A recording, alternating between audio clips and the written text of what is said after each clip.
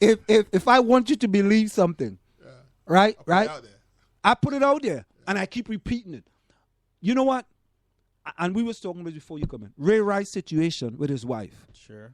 How much times are you going to show me Ray Rice coming out of the dragging his wife out of the elevator? How much times are you going to show me that? After a while, people start to say, "Oh my God, that Ray Rice, man, he's the worst thing. He's so bad. Look at him." And I was telling Dalton, there was this judge in Alabama. He beat his wife worse than what Ray Rice did. You didn't hear anything about it in the media. Of course. Right? So the media keep repeating it over and over and over. Hey, listen, the woman married the guy. Yeah.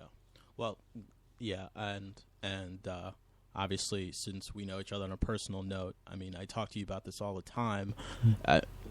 You know, the media is a very powerful tool, and a lot of people don't have the proper knowledge, unfortunately, to think for themselves. So they watch the news to have them told what's going on.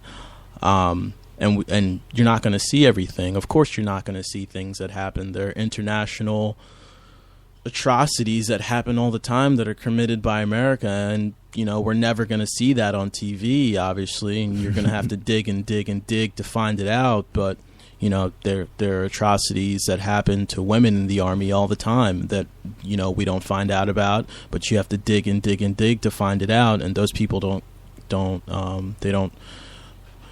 have any sort of punishment or anything. But what I'm saying, my point being, is that those are things that the media misses, and you know, you wonder why, and I mean, it's obvious why. They missed it conveniently. Now Dalton was telling me that some of the same problems we have with police arresting black folks, they have the same problem in England.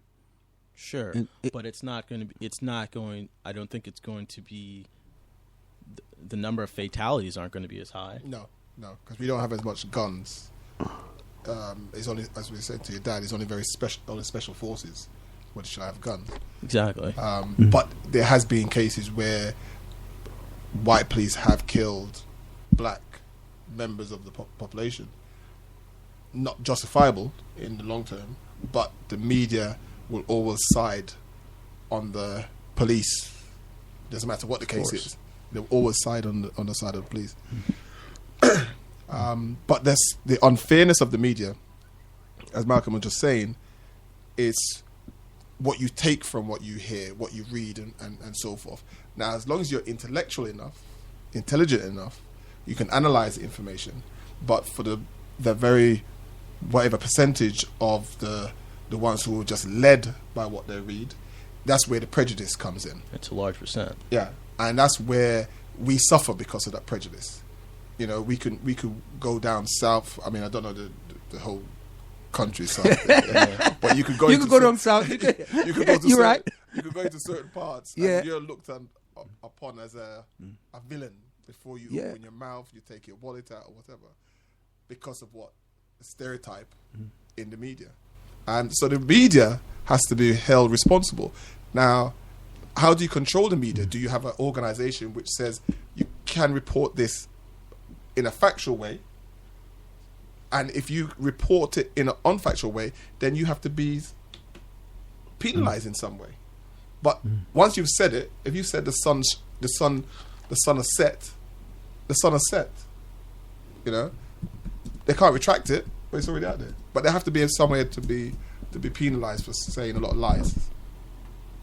You know, there was a situation with Adrian Peterson, where Adrian Peterson beat his 4-year-old son. It was pretty bad. It was pretty bad.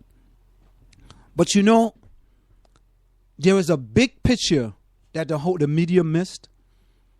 In the United States of America, we talked about, in the black family, we talk about the absentee dad.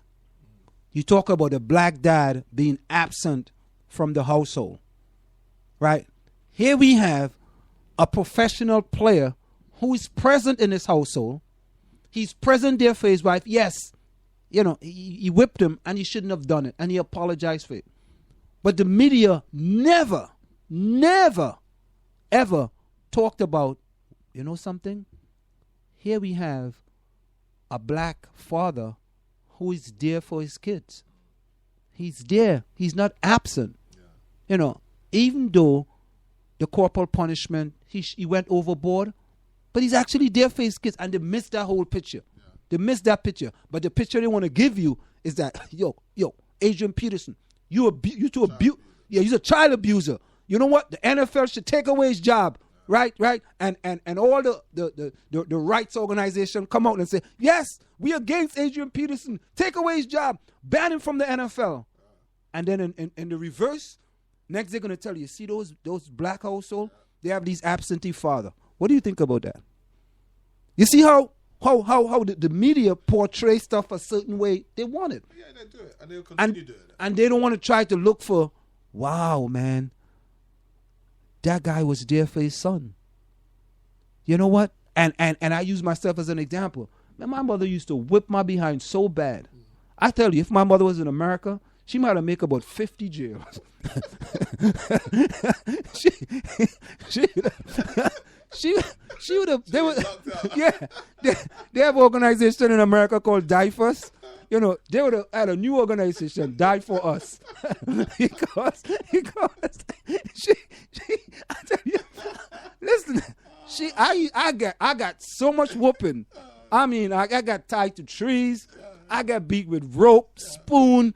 I got beat with, and I was telling my coach, let me tell you this. They talk about corporal punishment. You know what we used to have to do? I used to have to kneel on a grater. You know the grater that you grate cheese with? We had the big ones. You had to kneel on it, and you have two rocks up in the air like this. And you have a 5 pound here and a 5 pound there, like lifting weights. And you have to keep it up in the air, man.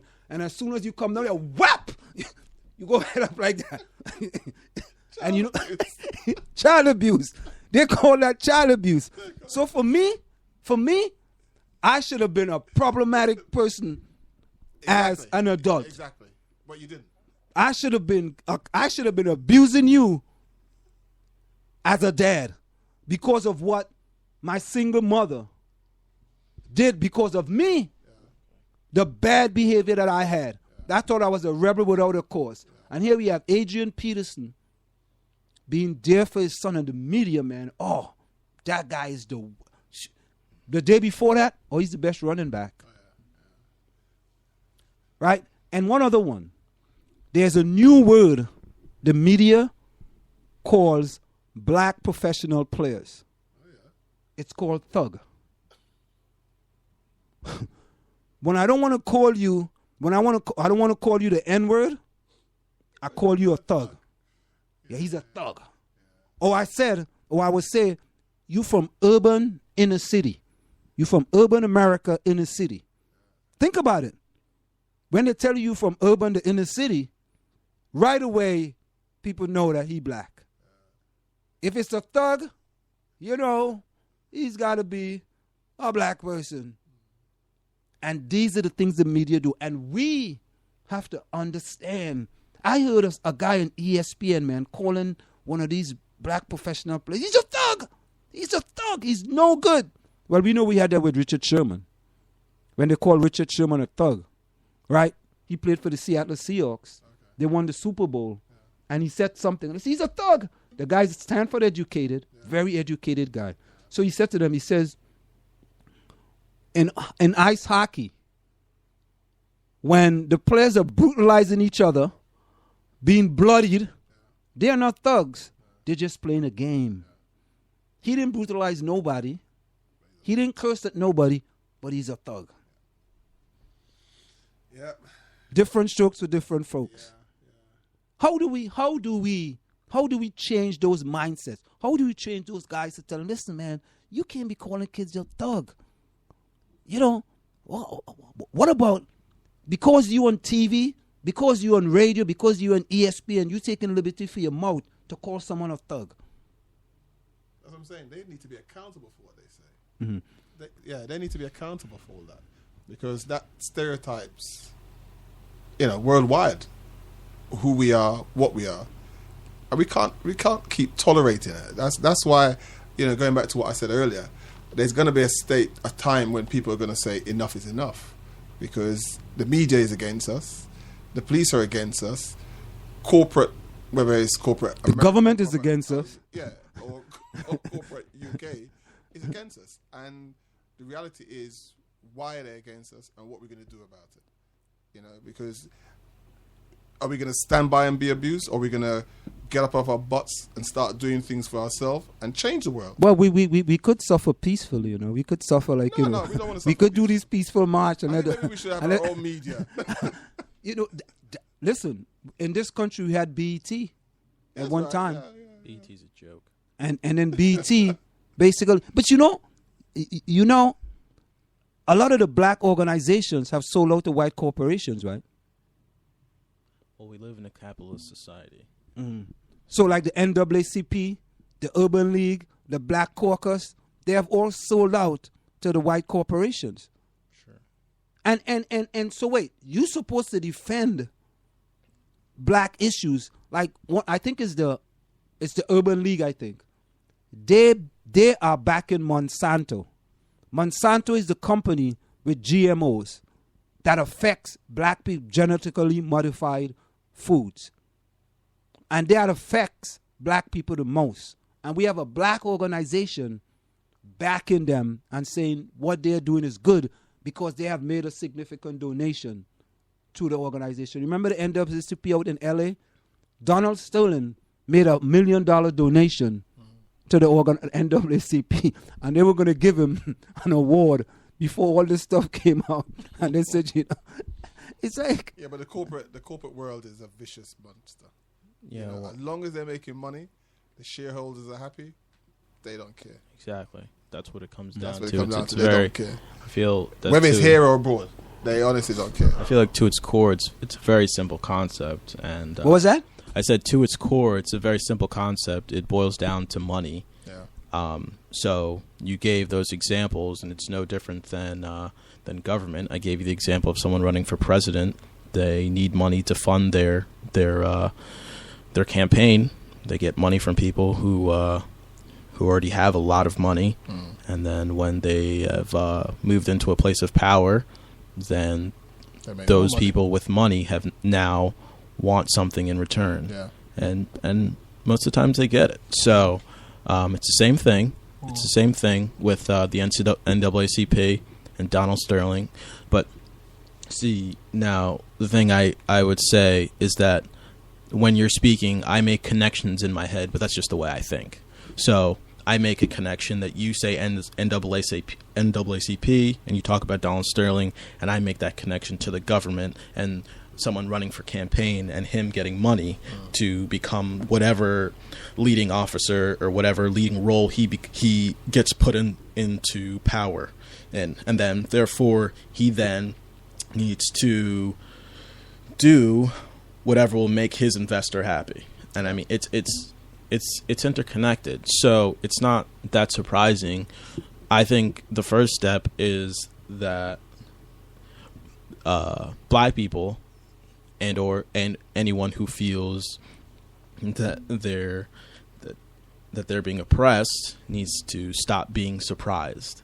It's not it's not surprising anymore. Well, that's true. That's true. You said that. We said that. I wasn't surprised by the Ferguson verdict. I was telling you before about the Ferguson verdict that, you know, and I gave you a historical example. I said the LA riots was a very similar thing with Don King. Yeah. Rodney King. I always say a different King. I don't know why I do that. Don King is the boxing promoter. Yeah, Don King.